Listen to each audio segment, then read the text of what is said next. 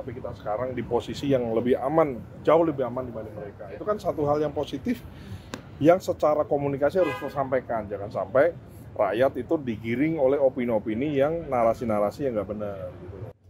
Kan kita ini sudah menuju ke swasembada, harga gabahnya bagus, petaninya senang gitu loh, ya kan. Sementara negara lain, ya kan, Filipina, Malaysia, Jepang itu sekarang lagi krisis beras.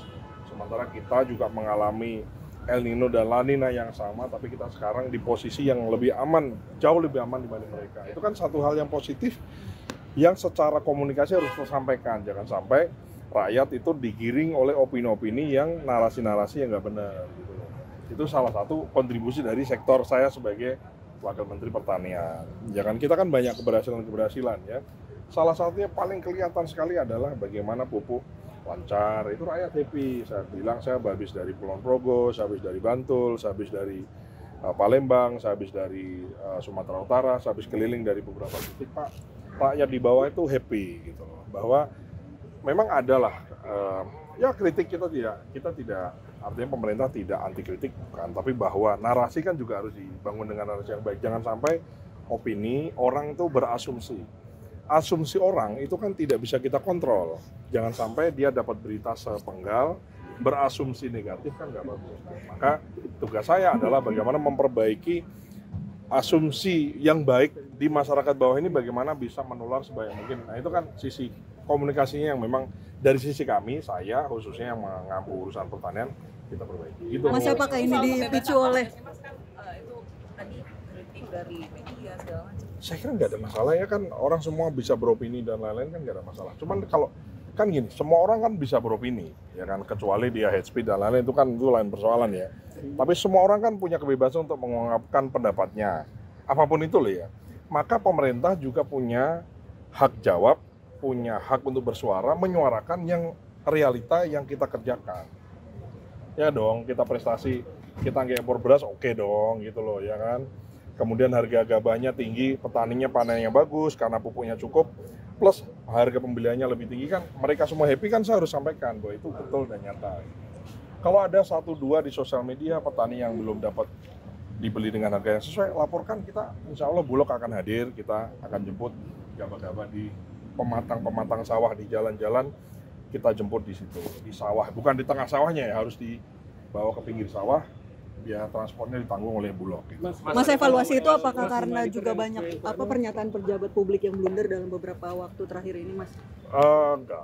Ya ini aja, masalah kita kan banyak ya, ada kalau Anda perhatikan kan dari mulai banyak lah, saya kira program-program yang pro rakyat ya, yang berpihak kepada rakyat ya, misalnya contoh THR untuk ojol. Selama sejarah ini ada ojol selama bertahun-tahun, baru ini ada bonus hari raya, diupayakan oleh pemerintah. Walaupun yang memberikan adalah perusahaan, tapi kan ada kehendak dan keinginan dari pemerintah. Dan itu kan perlu diapresiasi dong gitu loh, ya kan.